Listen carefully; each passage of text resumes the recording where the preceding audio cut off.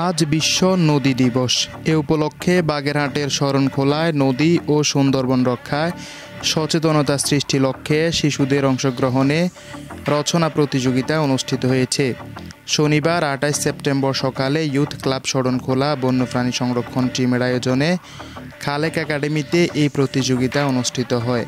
এবারের প্রতিযোগিতার প্রতিপাদ্য ছিল নদীকে দূষণমুক্ত করি, জীববৈচিত্র্যকে রক্ষা করি। অনুষ্ঠানে সংরক্ষণ টিমের সদস্য জাহিদ হোসেনের সঞ্চালনায় প্রধান অতিথির বক্তব্য রাখেন শরণখোলা উপজেলা লাল সবুজ সোসাইটির তাসমিয়া জাহান, বন্যপ্রাণী সংরক্ষণ টিমের সভাপতি নাজমুল ইসলাম, খালেক একাডেমির শিক্ষিকা আশামণি প্রমুখ। আয়োজকরা জানান, সুন্দরবনের নদী খাল হয়ে প্রতিদিন বিপুল পরিমাণ প্লাস্টিক ভেসে যাচ্ছে। সংলগ্ন দোকানপাট থেকে ফেলা বর্জ্য, জেলে বাওয়ালিদের ব্যবহার করা প্লাস্টিক সামগ্রী এবং ভ্রমণকারীদের ফেলে যাওয়া মোড়ক নদীতে জমে থেকে পানি দূষণ ও জীববৈচিত্র্যের জন্য মারাত্মক হুমকি তৈরি করছে। শিশুরা তাদের রচনার প্লাস্টিক দূষণের ভয়াবহতা তুলে ধরে নদী ও বনরক্ষায় গণসচেতনতা গড়ে তোলার আহ্বান জানায়।